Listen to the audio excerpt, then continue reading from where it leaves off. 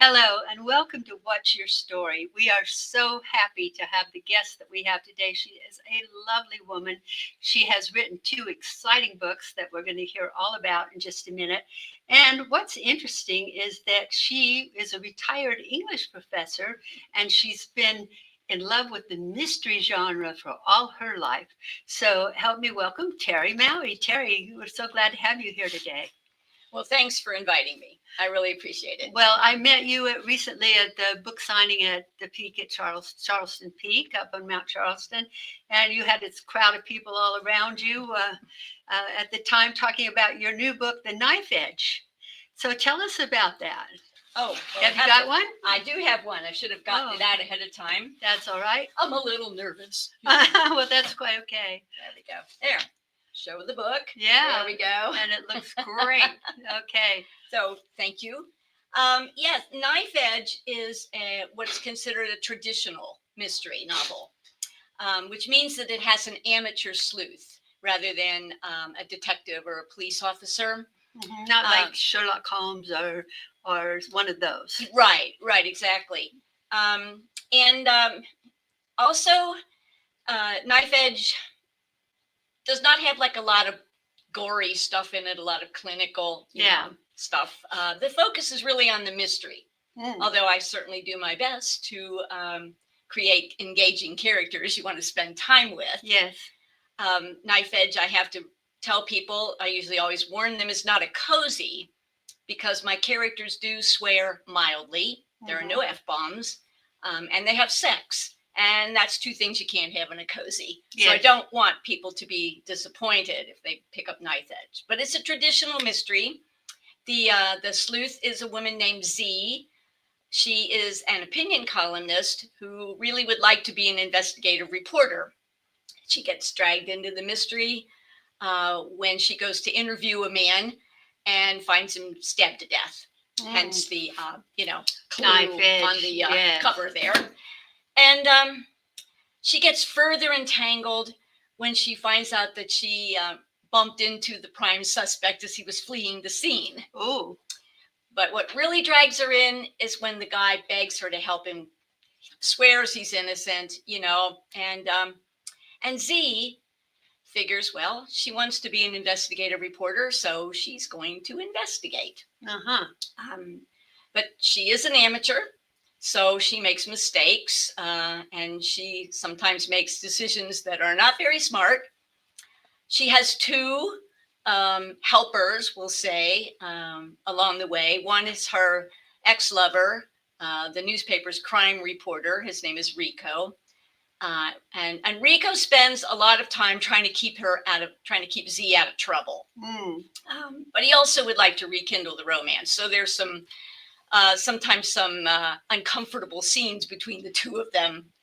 And the other helper is Z's best friend from first grade, so several decades now, whose name is Fantina. She is the child of New Age hippies, but she never lost her ideals, but she has channeled them into a successful holistic living business. So the entire story is written from Z's point of view. So the reader gets to try to solve the mystery right along with her. That's my favorite kind to read. So that's the kind I wrote. Right. So that's Knife Edge. That's my favorite type to read as well. Yeah. Okay. Now, did you base any of this upon your life, on any of your real life experiences? Because I know you had a ton of life experiences. Well, certainly I've never been involved in a murder. Thank you.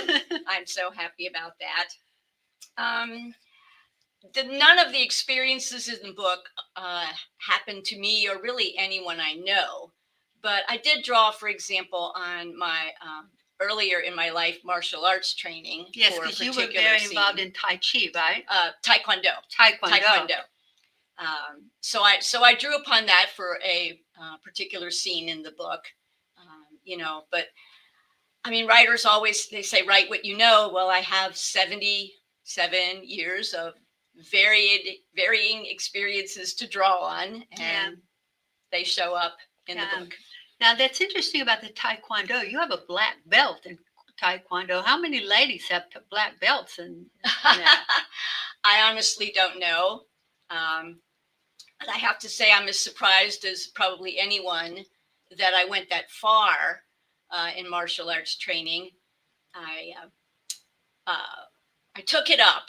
My husband and I took it up when our son entered high school. He's a sweet young man. Well, he's in his 50s now, but he was kind of a nerdy kid. Sorry, Chuck. Uh-oh. But he would probably acknowledge that. And he was kind of, sort of skinny and great target for bullies, So we decided that it would be good for him to learn some self-defense techniques, and we would do it as a family so we could support him. Yes, yeah. But I didn't expect to like it, because I was practicing yoga, which also figures in the book. Mm-hmm. And I was very pleased and happy with my serene, practice, flowing movements and all that stuff. And I fell in love with Taekwondo. And I was only going to do it for a month. And then I figured my husband and my son, they would carry on and I'd go back to yoga. No, I was all in. I never punched anyone in my life, never kicked anything in my life. I loved it. You like punching and kicking? Targets. I won't say I didn't, I don't want to go out and beat somebody up or anything, but I just tapped into something that I didn't know about myself. Yes. And I really did enjoy the challenge of Taekwondo. I only practiced for about 6 years, I think. And then I began to feel like I wanted my knees to work for the rest of my life. Mm-hmm. And Taekwondo has a lot of sharp moves, and those kicks, snapping kicks. And I was seeing more and more people developing knee problems. And I thought, well, you know what? Maybe it's time for me to retire. So that's the Taekwondo story. That's great. But now, how does that tie in with all the spirituality? I mean, you have studied so many different religions. I have. I've always been interested in how people relate to God or higher power or great mystery, whatever they call it. It seems like human beings, we're sort of hardwired to want to have a relationship with that which we cannot name. Yes. And I was raised Catholic, got a good kind of grounding in that religion. And then fell away, as often Catholics do, or maybe I shouldn't just say Catholics. No, but, all of us. A lot of folks do as they enter adulthood. But I never lost the curiosity about God, and so I've spent quite a number of years. I usually will immerse myself when I learned about Buddhism. I joined a meditation group. I went on silent retreats. I still practice insight meditation. And I just calculated that the other day. It's at least 25 years that I've practiced pretty much every morning meditation. It makes a difference in your life, doesn't it? Absolutely, or I wouldn't keep doing it, right? Exactly. Exactly. It feeds me in some very important way. So. Yeah, I still do that. Now, you've also studied Native American practices and African practices, and what is Wicca? Oh, well, that's a term some people use for witchcraft or paganism.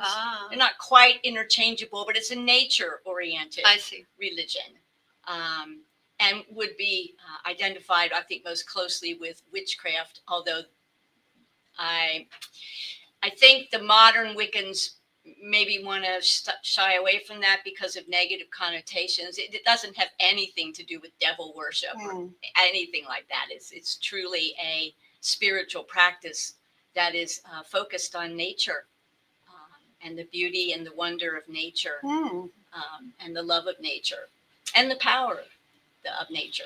But, I think it's good for a person to study all of these different things. How do we know what we really believe until we find out what's out there? Well, I'd agree with that. It is a topic that continually interests me, mostly because at bottom, I'm interested in how people have their relationship with God. How does that work for them? Or does it? To me, I guess I really should say it's always been the primary relationship in my life. although I hesitate, you might notice, to use the word God because it is one of those words that has also all kinds of connotations associated with it that are not necessarily what I mean when I use the word. But it's, to me, it's the great mystery. Yes. It's that which I do not understand, which enlivens me and you and everything around me. So that's always been like my primary relationship. Mm-hmm. And it's what I am very intensely curious about for other people. Yeah, someone asked me recently, well, what's the difference between prayer and meditation? And it just came to me right away. I said, well, prayer is where you talk to God, and meditation is where you listen. And they went, oh.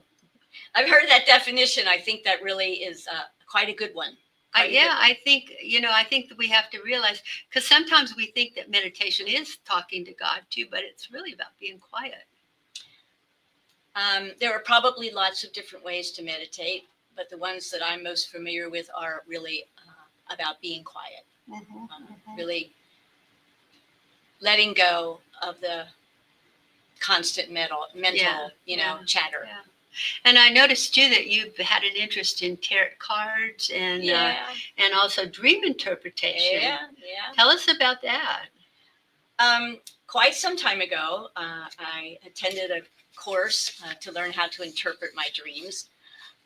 Altered states of consciousness. Okay, that I would, in the 70s, did my share of exploring of altered states of consciousness, right. And I came across, I belonged to an organization called the Association for Research and Enlightenment, which studies the readings and works of Edgar Cayce. And one of the opportunities that they offered was this course in dream interpretation. And I've really felt like dreams are an altered state of consciousness. We don't think of them that way because we're also, such a common, ordinary experience. But what could this tell me about my experience living as a human being? So I learned several interpretation techniques, and I and my friends would often get together and work on our dreams. I still find it useful in terms of getting now I think of it as my dreaming self giving me a different point of view from my waking self on something usually that has just happened to me the previous day. I don't look at them as forecasting devices or anything like that. And I taught dream interpretation for a while, and I always emphasized that the person herself is the most reliable interpreter of what the dream is about. If you think of your dreaming self as having its conversation with you in the language of images and feelings, that's basically what dreams are, then you can understand that you are the best person to know what that dream is saying to you. I always advised people, don't make any rash decisions, on the basis of a dream. Use your conscious mind, your reasoning power, because we human beings, very good at deluding ourselves too. Oh, yes. But I think dreams are fascinating. Now, do you refer to any of these things in your writings? Dream interpretation comes into Knife Edge. Here, we'll show the book again. Show that book. We want people out there buying it. Dream interpretation. There is some of that in Knife Edge.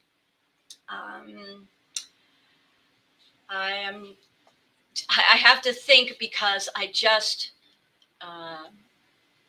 sent the second book, Dark Mirror, to the publisher. Well, several months ago, but it's still very fresh in my mind, and I have to sort of separated. Was that in Knife Edge or was that in Dark Mirror? And I've actually started working on book 3, so now it's like, wow! Now oh my goodness, how am I going to keep this all straight? Now you're going to really be confused. But I do, I know that at least in one place in Dark Mirror there is a tarot reading. I'm not sure we did that in Knife Edge. Now, Dark Mirror is going to be released in January of next year, right? That is correct. Right. Yes. Mm-hmm. And so tell us about that book. Oh, okay. Dark Mirror is about the death of Z's friend, Bet. Bet. So is it like a continuation of this book, or is it a? Yes, it will be book 2 in the series, and it actually takes place several months after the events in Knife Edge. So Z has this friend, Bet, who is a charismatic woman who's written a best-selling book, the story of a woman who has been betrayed all her life by her religious upbringing. And when Bet dies, suddenly and unexpectedly, Z tries to ignore the banshee screaming in her gut that it's murder, Then she finds out that the police arrest a stalker. And the stalker, who claims that the book ruined her life, by the way, confesses that she did cause Bet's death, but it was an accident. So it seems like it's pretty open and shut.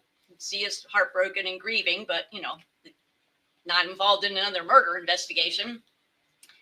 And then she gets an anonymous text. And it seems to imply that Bet's death is connected to this group called Believers Anonymous. So she gets on the internet and checks out Believers Anonymous, and from the kind of overblown, highly dramatic rhetoric on the website, realizes that this group takes a radical approach to what it calls freeing people from the destructive effects of religious indoctrination. This doesn't help Z a lot, because on the surface, that seems like, well, these people would be in sympathy with the theme of this book about religious betrayal. However, she's got this text and she can't find out who it came from. And so she digs in a little bit more. She finds out that quite a few people that belong to this group have no love for this novelist. And in fact, they think that the book and a movie, which may be made from the book, portrays their organization in a really bad light, and even threatens maybe that their ability to continue to go on meeting and doing their work. About that time, Z finds out the autopsy results, and they show that Bet has been murdered. The police, of course, charge the stalker, but by now Z's not sure. So she keeps on digging and getting further entangled in what one person that she interviewed describes as a nest of vipers. That's also written all from Z's point of view. So you get to try to solve it along with her. It continues the story arc with Z and Rico, the romantic sort of subplot. And Fantina is, of course, in this story as well. So, yes. Wow. So why did you make your main character an opinion columnist? Oh, well, that's Z, right? Z. That's Z, yeah, Z-E-E. I wanted somebody who loved language, first of all, and who was skilled at using it, because I love language. And I wanted her to be able to use language in very skillful and effective ways. I also wanted someone, I made her an opinion columnist because what she does basically is skewer bureaucratic idiocy and hypocrisy, which I feel like we as readers would probably identify with, and find examples in our own lives. And that way I would have an opportunity to inject some humor, into the book, because, oh, it can. I don't want the book to be a heavy read. Right. I want it to be enjoyable. So if we can have these moments here and there where Z is working on her column, and I don't know, maybe she's writing a column about she's just driven over, those big metal plates that they put on the road to cover make all the noise. And her car is clanked over the top of this again, and she thinks to herself that she wonders if there's something in the city contracts that mandates that the road get torn up every so often, because it just seems like that's what happens. Yeah. And I feel like, little moments of humor and they're kind of realistic humor too, aren't they? I think so. I have had that actual thought, clanking over for the umpteenth time a road that was only, it seemed a few months ago, nice and smooth and perfectly taken care of, and a joy to drive over. And now all of a sudden they're digging the thing up again. Yeah. So I liked that. Those two reasons, those are like my beginning reasons. Mm-hmm. And later on, someone asked me that question, and it was for, I think, a blog post or something. So I really started to think about it.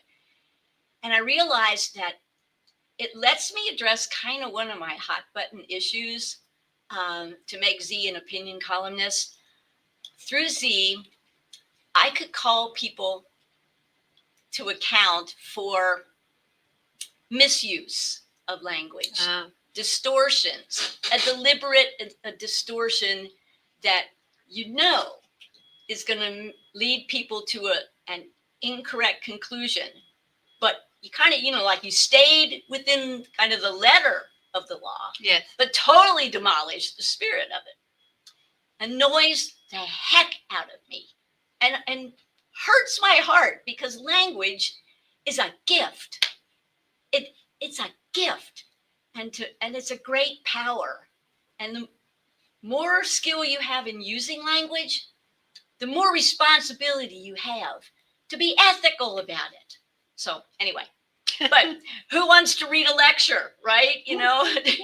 So whether people get that or not from my character of Z, it feeds that part of me. Yes. Well, being an English professor for so long, I would imagine that, there's probably a lot of things people do with grammar and words that get us all frustrated. What was the most fun that you've had in writing the books? Oh, thanks for asking that, because everyone talks about how much work it is to write a book, and it is.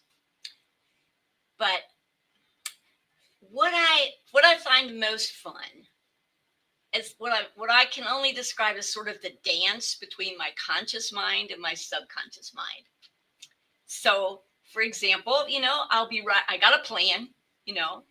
That's my conscious mind. It's like, okay, in this scene, this is what I want to have happen, and start writing it. And then, I don't know, I might run into a roadblock of some kind, some unforeseen, it's like, that's not working. That can't be the way that is. Or it might be, that contradicts something I said earlier. How am I going to do? And I'm sort of stopped. And at that point, I can't tell you how many times this works for me. And I've talked to other writers, it works for them too. I'll get up and I'll go do something mindless. I'll make the bed, or I'll do the dishes, or best of all, I'll get in the shower. And the answer, the solution will come to me, So I call that getting my conscious mind out of the way so my subconscious can present me with a possible solution to my problem. I love that. I totally love that. Oh, yeah, that's exciting. Yeah, it's great fun. But you don't have to effort, but it just comes. I sort of don't want to say you don't have to effort, but I know what you mean by that. It's like you got to just stop pushing. Yeah. Just stop pushing, back away, go take a walk. Just do something that just diverts your mind from chewing on the problem. Yeah. I think sometimes people, and I know I've done it, start writing a book and you get to a certain point and you feel like you've just pushed to make it work, and then you just can't make it work. It just will not work, and you have to get away from it and give it time. And then after a little while, it comes. And that's what I meant by efforting. Yeah. Because sometimes you just have to not be pushing the effort. You need to just lay back and take a shower. Shower is a good thing. Oh, I actually think my subconscious likes to give me brilliant ideas in the shower because I can't write them down right away. Uh-huh. You know, I got to at least dry off and run into my room so I Yeah. can scribble it on a piece of paper. Yeah. But yeah. Maybe yeah. it gives you a little time to explore it too. Well, that's true. Although mostly I focus on not forgetting it before I get out of the shower. So what was the least fun part about writing the book? Listening to critiques. Oh, yes.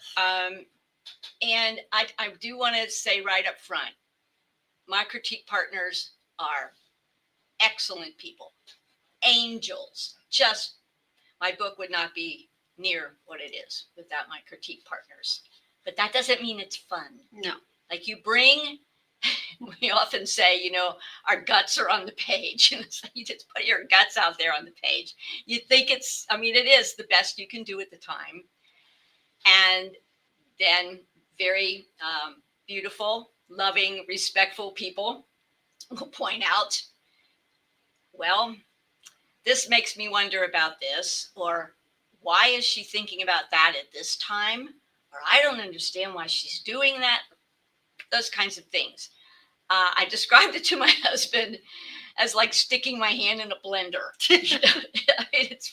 It can be really painful, but usually what I do is after the critique session, I'll just shut down my computer and I'll take the rest of the evening off, and I'll come back the next morning, and it's kind of amazing how really helpful all those comments were. Yeah. So you just sort of have to let your bruised heart heal a little teeny bit, and then you can go back and really see how, if you address these things, the scene is stronger, or the plot arc is stronger, but it's still, so that's probably, kind of the least fun, but I would tell people, do not skip it.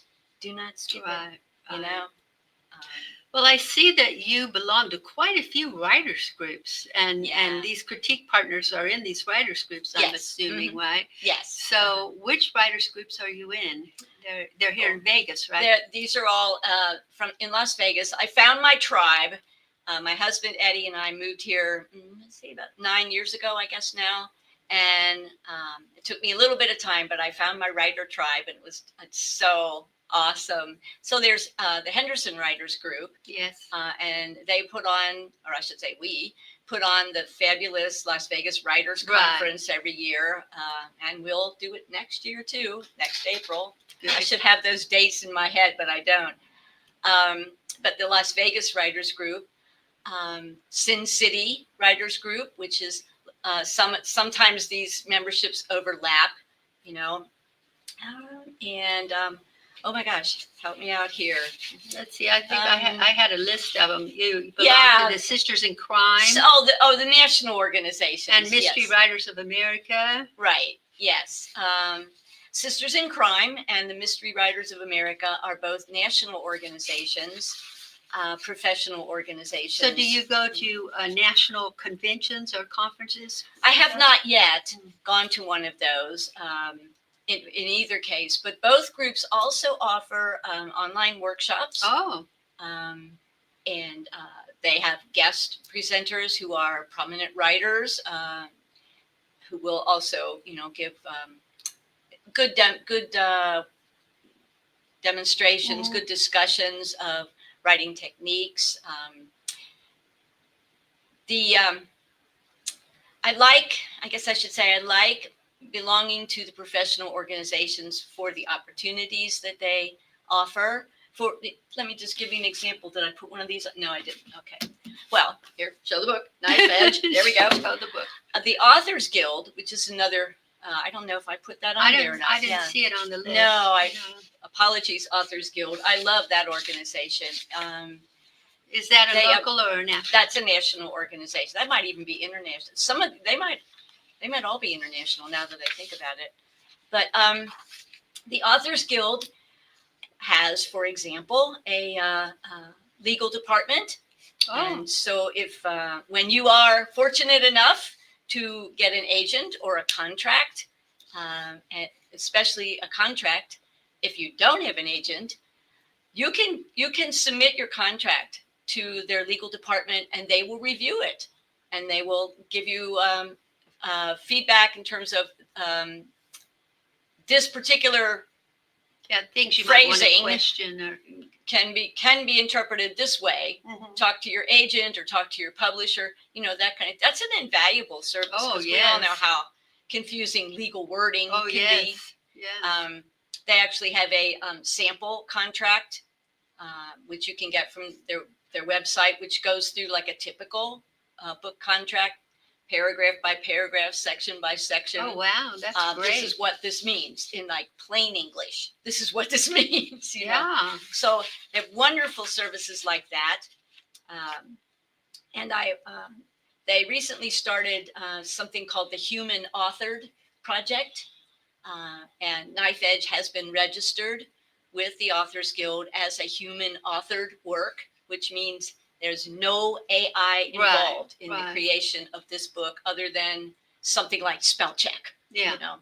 I'm completely in favor of identifying my work as human authored. I want my readers to understand that when they buy my book, they are supporting an actual human being. Yes. But that's just a couple of examples of the kinds of resources that are available from the national organizations, as well as, the local groups also bring in guest speakers and also hold workshops. It's a lot of support. Writing can feel a little lonely at times. There's a lot of support for writers. I got my first book contract at the Henderson Writers Group. Did you? Yeah, it was at their very first conference that they did. And I attended, and I didn't even know how to write a query letter. And I went to the conference, and they were teaching how to write query letters. Yeah. So I sat in and I wrote it, and then the lady said, "Take it home tonight and work on it. Bring it back tomorrow for me to evaluate." I did. And she evaluated. And then I took it home that night and worked on it and brought it back. And the next day I had the opportunity to meet a publisher. I had my query letter and I got my first book contract. Isn't that amazing? That's wonderful. At the Henderson Writers Group. Yeah. Oh, it is a wonderful aspect of the Las Vegas Writers Conference. A lot of conferences charge extra if you want to have a one-on-one with an agent or a publisher or an editor. And the Las Vegas Writers Conference, that is included. Yeah, I think it was three people I got to present to. And I actually presented to a gentleman who replaced the lady that was supposed to be there because she broke her tooth that morning. And the gentleman didn't have a clue about books, really. He was just there filling in. But he loved my idea for my book, and he took it back to her. And then she called me and said, "Can you come in and talk to me?" And then they signed my book, and I sold 40,000 copies of that book. Wow. So, it was an amazing opportunity. Yeah. I always speak well of the Henderson Writers Group for that reason. Well, absolutely. Good for you being involved in that. Yeah. So what was it like to achieve a lifelong dream, to write a mystery novel at the age of 75? So it was a mixed, experience. When I signed the contract, it was like, oh, champagne, break it out, celebrate, yoo-hoo. All my life, I wanted to write a mystery novel, and now I have a contract, and publishers actually get to publish it, and I was very excited. And that lasted about 3 days or so. And then all of a sudden, it was like all of my insecurities just blew out of the closet, sort of like monsters in the closet, just blew out. And all of a sudden I'm having all of these doubts, all this self-doubt, imposter syndrome. What if this really isn't very good at all? Then what happens? or what if it, what if it comes out and, and I make a big deal out of it and a lot of, yay, happy, and it doesn't sell worth a darn. It's like, I don't know if I can handle this. I don't know. I don't know. There's something very, very scary about having something you want so much come true. Because what do you do if it turns out not to be all that great? I know. And yet, wouldn't it be wonderful if somebody said to you, don't worry how it comes out. The main thing is you did it. That is very good advice. Very good advice. I had a lot of physical, symptoms with it. I developed insomnia. And why can't we just be proud of ourselves? Yeah, like really, why? Well, I did what I do as a writer when I could not sleep at night, day after day, maybe an hour or two. I was really a hot mess. I got on. Well, first of all, I gave myself a good talking to, and I said, "You're not giving up. You're not calling and saying, never mind, I don't want my book published. First of all, many people helped you get there. You can't just chuck it over now, So I started researching, and bottom line, what I discovered was this brand new experience was totally shaking my sense of feeling safe in my life. Yeah, it's a very vulnerable experience, and the reason that I couldn't relax enough to go to sleep was because I felt like I wasn't safe. So it's triggers like that ancient alert system that, kept our ancestors from being eaten by saber-toothed tigers or something, And once I had that understanding, then I started looking for ways to convince my subconscious self that, no, this is not life-threatening, for crying out loud, that it's okay, you can relax. And I'll just insert a plug here for something called the tapping solution. Yes. I don't know if you've ever heard of that. Yes. But that was one of the most helpful practices. Was it? Yeah. When I started doing that, I could just feel the tension unwinding in my body. I could feel myself calming down. So for someone in our audience who might not know what that is, would you explain it a little bit? Yes, it is a way. It's a series of, like, you tap on different parts of your body, and what it does is it connects you to your. I think it's the sympathetic nervous system. The parasympathetic one is the one that controls the heartbeat and all that, and the sympathetic nervous system is like the flight or fight or freeze. So it taps. It connects to that nervous system, and you start to reprogram it, telling positive to yourself. Yes, so so while tapping. While tapping, so you would do something like, first you would acknowledge, so you'd say something like, I'm so scared. I feel so unsafe being out there in public. So you're tapping and you're saying, I can't relax because I have to be on alert. So you do that. And at some point, this is what works for me. Now, other people have different experiences, but at some point, I'll start to feel a shift. Like the fear isn't quite so strong. And then I will I'll keep tapping, but I'll switch to positive statements. Yes. Like, it is safe for me to have a successful book. It is safe for me to go and have this launch party, whatever it is, and I'll keep that up there are, I think it's 8 different points. People can go to the tapping solution. You can just Google the tapping solution or use your favorite, search engine, but the tapping solution, and find out all about it. And there are a lot of resources on there that are free. There's also things you can pay for if you want to. I did the free stuff for quite a while, but I still use it. because I'm still a little nervous, when I have a new experience. Yes, So, yes, yes. But yeah, that was a great learning experience for me, to actually, not fun, again, not fun to have all of that anxiety, but I learned a whole lot about myself. And now I feel like, if I ever, run into someone else who's having difficulties like this, I can at least suggest something, that will help them. And I can be that person who says, it's all right. You did it. It's irrelevant what happens after this. You did a thing you really wanted to do. Exactly. And that's what really is important. Yes. Yeah. Yeah, that is. Do you do a lot of planning in getting ready for your book? I'm getting better at it. When I wrote Knife Edge, all I knew was I knew who got killed and how and why. And well, I thought I knew who did it when I got started.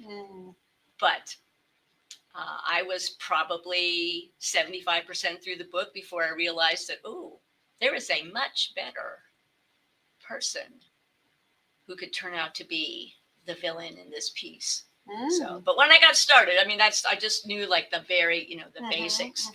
And that was enough to get me started, but it's not probably the most efficient way to write. I've heard other authors say, though, that sometimes they start writing and then before long, the book just kind of takes over itself and kind of writes them instead of them writing it. Yeah, that's not me. Oh, it isn't. I'm still waiting for that experience. Let me put it that way. There are times, though, when your characters do tell you, here's what I want to do,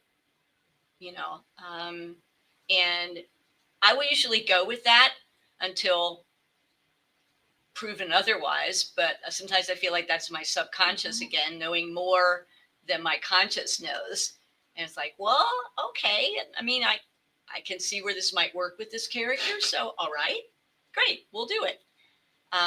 Now, for Dark Mirror, I did do a little more planning.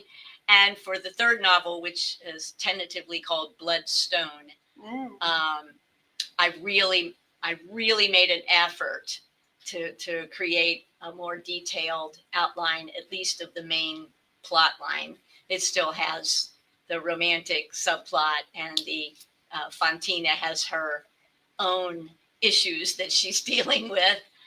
But I do feel like it will enable me to write more efficiently, as well as there's this really fun thing that happens when you look at like a timeline. Yes.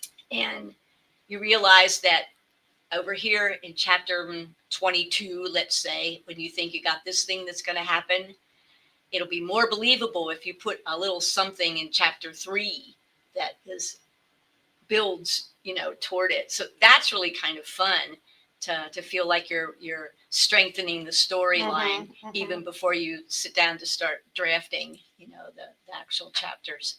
So see what happens. See if I'm more efficient or not this time around. Well, it'll be interesting. We look forward to Bloodstone. We'll have you back when you get that book out, and thank we'll talk about it. Well, I appreciate that. Now, there are literally thousands of books released every year. Why did you think the world needed another one? I used that excuse, I'm going to say, for a while to convince myself not to even try it. It's like, well, the world needs another freaking mystery book, there's tons of them out there. So now I feel like the answer is the world needs, and me more important even, I need to express my creativity. The world needs my creativity, and I need my creativity. I feel like we all, every person has a creative spark, something that they would do no matter if anyone paid them or not. It just feeds their soul. And that's the thing you ought to do because you need it and the world needs it because we're no, they say no one is an island, and it's true. We're all connected. Surely we're all figuring that out by now. But I give my creative energy in the way that feels good and right for me, and trust that I'm doing my part in the ongoing creative work that is life. Yes. Woo. Yes, and we do all need to be able to express the creative sides of ourselves. We really do. So. Yeah. I think when we suppress it, that's when we get into depression and unhappiness. I'm not a psychiatrist or anything, but I can say that if I don't write for a while, my world starts to look kind of gray. Yes. And it'll be okay. I know it's wrong. I need to just sit down and write. Don't matter what it is, but I need to write. I can write an essay, I can write whatever, but I need to exercise my creative self. Well, after talking to you, I have to tell you, I'm so excited about your books. Thank you. You have so much energy and excitement about them yourself that it makes me want to go right out and get a copy of each one and read it. So I will be doing that. Terri Maue. Thank you. Terri Maue, thank you for being here with us today. Would you look at that camera right over here and tell these people? Sure. This one right straight here, in front of me? Yes. Oh, okay. And tell them how they can reach you if they want to, how they can get your books. Oh, all right. Thank you. Show the book. Yes. Okay, so Knife Edge is available on Amazon, of course, in print or ebook. And it's also available probably as an ebook from Barnes & Noble. Oh, what did I say? Bookshop.com, I think, is another one. If you Google Knife Edge, be sure that you add my author name, Terri Maue, Maue, because there are a lot of books that have those words in their titles. So, but that's where you can find Knife Edge. Dark Mirror will be released January 2026. And I don't know when yet that it will be available for pre-order, should you be interested in doing that. Also, you can go to my website, terrimaue.com, and you can see where I will be doing book signings. I have one coming up in August at the coffee class on Horizon Avenue, I think, or Horizon Ridge. Horizon Ridge Parkway. Horizon Ridge Parkway, thank you. And it's either, we haven't nailed down the date yet, it's either August 7th or August 8th. I will also be in, it's in November at Sun City doing another book signing. I will be at Brew It Coffee Shop on, I think it's Bridger Avenue in October. But you can go to my website. You can see the list of where I'll be. I'm always out and about doing book signings. You can also subscribe to my newsletter right from my website. And that comes out once a month at the middle of the month. I keep it short because I know we're all busy, but that will keep you up to date on what I'm doing, and also give you a kind of a behind the scenes look at where I am with now with Bloodstone, writing that, as well as news about the release of Dark Mirror. And you can email me directly at terri@terrimaue.com. I love to hear from people, and I will respond if you send me an email and you would like a response. So wonderful. Thank you so much. Oh, thank you very much. Thank you for being here today. This has been so interesting. And like I said, you just make the book sound so exciting. We have to run right out and buy them so that we can read them. Run right out and buy this. Show the book again. Show the book again. Thanks very much. This was you. really fun. And I didn't need to be nervous at all. No, you didn't. Thank you very much. You were wonderful. Thank you. And thank you for being with us today. I hope you enjoyed this interview as much as I did, and that you'll go out and buy Terri's books, because I'm sure they're exciting. After listening to her, I know for sure we're going to want to read them. So go out there and get yourself a good read for summer, and we'll see you on the next show.